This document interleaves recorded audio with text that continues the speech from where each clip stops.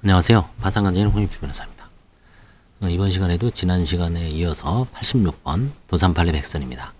파산 신청 기각 사유인 신청이 성실하지 아니한 때의 의미 및 판단 기준.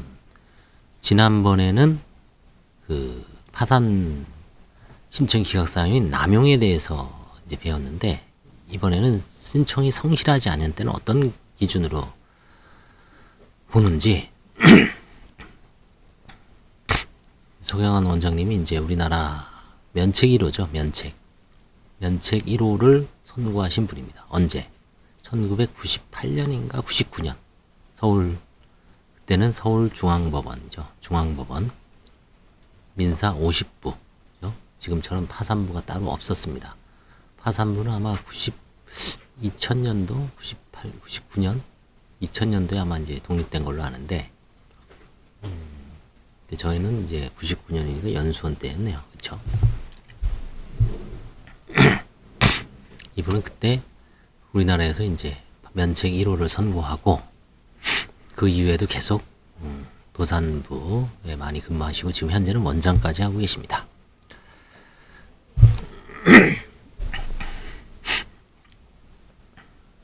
사안의 계획을 보겠습니다. 채무자는 4억 8,300만원 정도의 채무를 부담하여 파산 상태에 있었습니다. 2007년 10월 12일 제1심법원에 파산 면책 신청을 하였죠. 1심법원은 2007년 12월 28일 채무자에게 보정명령을 하면서 재산목록상 자동차 내역 기재, 형사판결문 제출, 친족의 재산목록 제출, 거주지 건물 등기부 등본의 제출, 2002년부터 2007년까지 재산세 과세증명서 제출, 개인 채권자 전부 및 채권자 20번, 22번에 대한 부채증명서 제출을 요구하였습니다. 채무자는 2008년 1월 15일 위 보정명에 따라 1245는 제출했고, 사망에 대하여는 친족의 재산목록에서 남편이 부가가치세 과세표준증명서를, 요즘 약간 좀 잘못 내신 건 맞죠? 과세표준증명서를 내봐야 재산목록이라는 건 대표적으로 이제 지금으로 얘기하면 이제 지방세 세무부가 과세증명서, 지적전산자료조회. 지적전산자료조회 그 당시에는 아마 저도 알지도 못했어요. 사실은 파산하다가 이제 뭐 누가 제출하고 이래 보니까 이런 게 눈에 띈 거지. 보험 해약 환급금 내역조회, 생존자 보험 가입조회 결과 그것도 없었습니다. 그 당시에는 몰랐어요. 어떤 관제인이 뭐 제출해라 그러겠죠. 근데 그게 이제 소문이 나서 너도 나도 한 거죠. 다 그렇습니다. 사실은 6항에 대해서 개인 채권자 한 명이 공정증서를 법원에 제출했으나 나머지 채권자들은 부채증명서를 발급해 주지 않아 증빙서를 사유서를 첨부하였다. 그렇죠. 개인 채권자들은 부채증명서가 아니라 채무 확인서를 써서 자료 제출 송부 신청서를 우편으로 보내서 그걸로 확인해야 되죠. 좀 많이 미흡한 게 있었죠. 이 당시에는 대리인들도 마찬가지고 그렇죠. 1심 법원은 채무자에 대해 추가적인 보정을 명하거나 신문을 여는 등의 아무런 절차를 거치지 않은 채 그 서류가 반 정도가 미비되니까 불성실하다, 채무자의 신청이 성실하지 아니하다는 이유로 기각시켜 버렸습니다. 항고심은 1심을 유죄에 기각, 채무자가 재항고하니까 대법원에서 파기환송한 거죠. 채무재생법 309조 1항 5호에서 파산 신청이 기각 사유로 규정하고 있는 신청이 성실하지 아니한 때라 함은 채무자가 302조 제1항에 정한 신청서의 기재사항을 누락하였거나 302조 2항 및 채무자 회생규칙 72조에서 정한 첨부서를 제출하지 아니하였고, 이에 대하여 법원이 보정을 촉구하였음에도 채무자가 정당한 사유 없이 응하지 아니한 경우를 말합니다. 따라서 법원이 보정을 명한 사항이 이와 같이 법령상 요구되지 않는 내용에 관한 것이라면 채무자가 그 사항을 이행하지 못하였다고 하더라도 이를 이유로 파산 신청을 기각하는 것은 허용되지 않고, 또한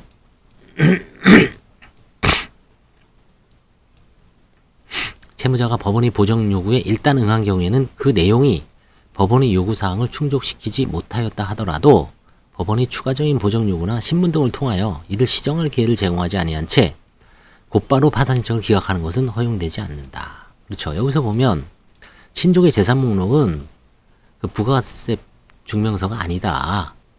배우자 남편의 세목별 과세증명서, 지방세 세목별 과세증명서, 혹은 뭐 개인별 토지 소유 현황, 보험에 관한 자료, 그다음에 뭐 임대차 보증금이 있으면 보증금에 관한 자료, 그런 걸 말하는 거죠. 기본적으로. 그거를 제출해라 그래야 되는데 부가세 냈다고 말 안 듣네 해서 나가리 시키면은 이건 좀 문제가 많다는 얘기죠. 그죠? 그다음에 6항도 마찬가지죠. 개인 채권자는 부채증명서를 발급받을 수가 없으니까 그 채무자회생법 규칙에 따라서 그 채권자 목록 송부서, 뭐 자료 확인서, 그런 걸 토대로 해서 좀 새로 제출을 해라, 이렇게 기회를 주란 얘기죠. 아무튼 1심 판사는 그 당시에는 사건이 워낙 많을 때죠. 막 4,000건 5,000건 들어올 때니까 제대로 이런 걸로 이제 기강을 잡는 거죠. 나가리 시키는 거죠. 기각. 그렇죠? 문 앞에서 운전은 박대, 각하 내지 기각으로 다 말 안 듣는 사람은 쫓아버리는 거죠.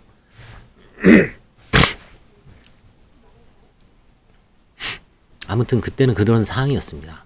법원이 파산 신청인에게 보정을 명한 사항 중 친족의 재산란에 기재된 재산 목록과 채권자에 대한 부채 증명 증빙 자료는 302조 2항 및 규칙 72조에서 정한 파산 신청 시 첨부 사료에 해당하지 않으므로 이러한 사항에 관하여 파산 신청인이 보정 명령을 완전히 이행하지 못했음을 이유로 파산 신청을 기각하는 것은 허용되지 않고, 설령 위 보정 사항이 법령상 요구되는 필수 자료의 제출을 요구하는 것이었다고 하더라도 일단 보정에 응한 파산 신청인에 대하여 아무런 추가적인 시정의 기회조차 부여 없이 곧바로 신청을 기각하는 것은 허용되지 않는다. 해설. 다시 나오죠. 이 성형환 원장님 문제의 개인 파산 원격주의, 요전 평석하고 취지는 같습니다. 2004년 개인회생제도의 도입과 함께 개인 파산제도가 널리 홍보되어 개인 파산 신청이 급증하자 채권금융기관과 일부 언론에서 개인 파산 사건이 도덕적 해이 법원의 부실 심사를 부각시켰고, 법원은 2007년부터 엄격 심사 방식을 도입하였죠. 그리고 서울회생법원에서는 2007년 5월 달에 관제인을 대략 그때 이제 16단도까지 있었는가 그래요. 그래서 판사들은 아마 한 8명? 9명 정도 됐을 거예요. 9명, 10명 정도. 10명 정도가 한 4, 5천 사건, 4, 5천 건 처리하는 거죠. 한 달에 4, 500건씩. 그래서 이제 이 문제가 되니까 판사가 이제 자기 이제 아는 사람이나 뭐 이렇게 추천을 받아서 관제인을 이제 그 각 단독별로 뭐 몇 명씩 이제 뽑았습니다. 그래서 문제가 될 만한 거를 관제인한테 배당을 해줬죠. 엄격 심사를 위하여 신청 서류는 복잡해지고 소명 자료는 까다롭고 방대해졌죠. 문제는 이러한 신청 서류나 소명 자료가 법령에 근거한 것이 아니라 담당 재판부의 보정 명령에 근거한 것이었고, 그 결과 법원별, 재판부별로 개인 파산 제도에 대한 관점의 차이에 따라 서류의 편차가 심했죠. 우리가 옛날 그 지금 29종, 50종, 14종이 없을 때는 이 2007년도에서 2009년도, 10년도까지는 판사가 딱 하라는 것만 하면 됐습니다. 요거 좀 조사해봐라. 요거 소송 수기하시오. 요거에 대해서 좀 조사해봐라. 뭐 현장 방문해봐라. 그 당시에는 오히려 이 뭐 전반적으로 훑지는 않았어요. 왜? 판사가 이렇게 기록을 보고 문제되는 거는 딱 발견했거든요. 아, 사행위 소송, 사행위가 있었어. 사행위 소송. 뭐 증여가 있었어. 아, 그다음에 보험이 뭐 넉넉한 것 같아. 그럼 보험 뒤져봐라. 금융거래 내역을 조사를 해보니까 편파 변제가 많아요. 그럼 편파 변제에 대해서 부인 소송을 하고, 그 다음에 이제 뭐 상속 관련해서 협의 분할로 포기했다. 그러면 그 상속 관련 소송을 한다든지. 그래서 다만 이제 어느 순간부터 어떤 관제인인지 누가 몰라도 이런 거를 이제 사용을 하니까 2010년도 때 이제 11년도죠. 시범재판부를 통해서 최소한 요거는 봐야 되겠다. 그 당시에 그래서 35개인가? 한 40개 조금 안 되는 걸로 이제 하면서 계속 회의를 해서 필요 없는 거를 제거를 했죠. 그래서 29종으로 딱 이제 확립이 됐었죠. 서울은. 그리고 나서 이제 작년도에 다시 나중에 나옵니다만 14가지로 이제 쳐낸 거죠. 그 역사가 이제 여기 나옵니다.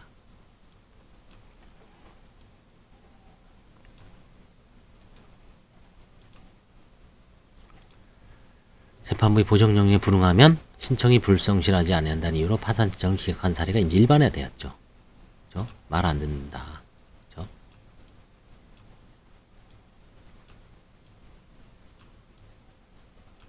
입법 내가 나옵니다. 미국은 어떻냐? 미국 연방파산법 707조 A3은 법이 요구하는 신청 서류, 채권자 목록, 재산 목록 등을 제출하지 않을 경우 기각한다고 규정하고 있을 뿐 신청이 불성실한 경우 배드페이스를 명문의 기각 사유로 규정하고는 있지는 않습니다. 일본은 2005년 파산법 30조 이후에서 부당한 목적으로 파산 절차 개시 신청을 하거나 그 밖에 신청이 성실하지 않은 때를 기각 사유로 규정하고 있습니다. 한편 일본은 파산법 21조에서 파산 절차 개시 신청서의 심사와 보정 및 이에 불응한 경우 각하하는 근거 규정을 따로 두고 있습니다. 입법론은 우리 법에서도 미국이나 일본과 같이 법령상 요구하는 신청서를 구비하지 못한 경우에 기각한다는 조항을 신설하는 것이 바람직합니다. 이러한 경우 개념이 모호한 신청이 성실하지 않은 때를 기각 사유로 정하는 조항을 별도로 남겨둘 필요가 없죠. 우리 법에서는 309조 2항에서 파산 신청이 파산 절차의 남용에 해당하는 경우를 별도의 기각 사유로 규정하고 있기 때문이죠. 일본 파산법에는 파산 절차의 남용을 이유로 하는 기각 근거 조항이 따로 없습니다. 자, 그럼 우리나라에서 이제 우리나라는 뭐 이게 다 있으니까 신청이 성실하지 아니한 때의 판단 기준 309조 1항 5의 신청이 성실하지 아니한 때의 의미는 신청이 권리남용에 해당하는 경우를 포함한다고 넓게 해석할 수도 있고 대상결정처럼 신청서와 첨부서류 심사 단계로 국한하여 해석할 수도 있습니다. 실무에서는 파산신청인이 파산신문 기일 통지서를 송달받고도 정당한 사유 없이 2회 이상 신문기일에 불출석한 경우에도 신청이 성실하지 아니한 때 해당한다고 보고 있습니다. 대상 결정에 따르면 채무자가 신청서의 기재사항을 누락하였거나 첨부서류를 제출하지 않았음을 이유로 신청이 성실하지 아니한다고 인정하기 위하여는 채무자가 302조 제1항에 정한 신청서의 기재사항을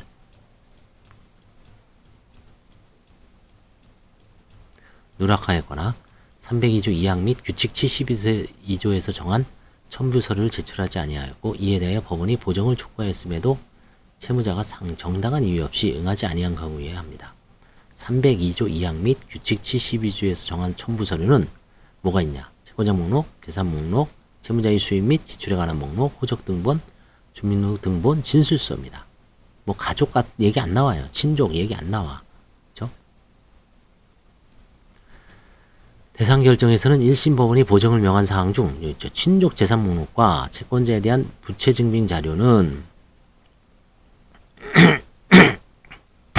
법령에서 정한 첨부 서류에 해당하지 않는다고 보아서 그 보정 불이행을 이유로 기각할 수 없다고 판단했죠. 여기 채권자 목록은 있지만 부채 증빙 자료는 없습니다. 친족 재산 목록 제출하라고 없죠. 이거는 법에서 정한 첨부 서류가 아니라고 본 거죠. 그래서 그걸 이유로 기각시킬 수 없다. 한번 대상 결정은 채무자가 법원의 보정 요구에 일단 응한 경우에는 그 내용이 법원의 요구사항을 좀 충족시키지 못하였다고 하더라도 법원이 추가적인 보정 요구나 신문 등을 통하여 이를 시정할 기회를 제공하지 아니한 채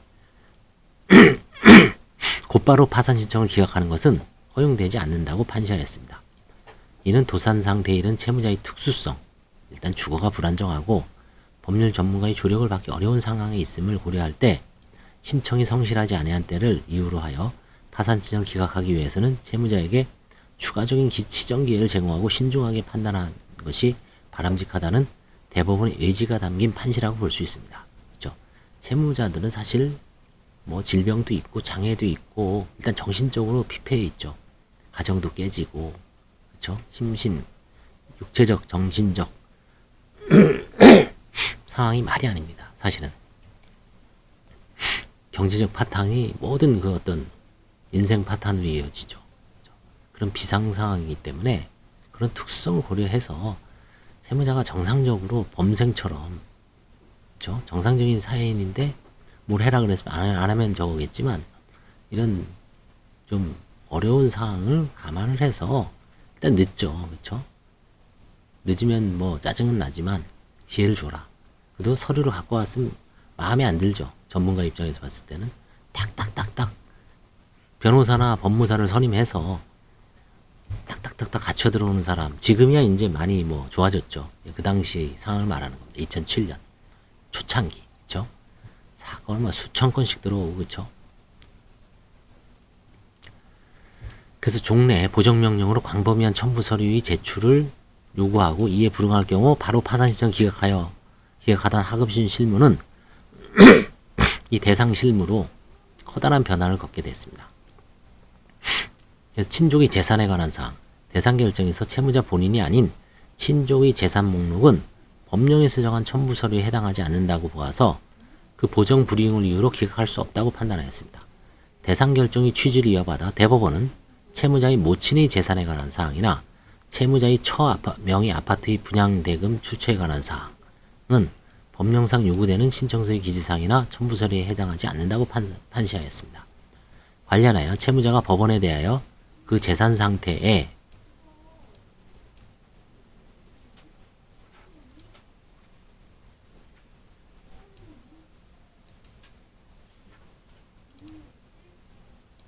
대에 관하여 허위 진술하면 면책 불허가 사유를 규정하고 있는데, 그죠? 재산 상태에 관한 허위 진술 564조 제1항 3호죠.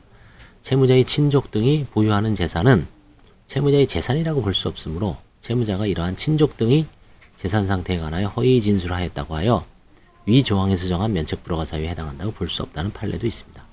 다른 조항이 있으면 몰라도 이걸 이유로 이 조항을 적용해서 불허가는 안 된다는 얘기죠. 여론 2019년 6월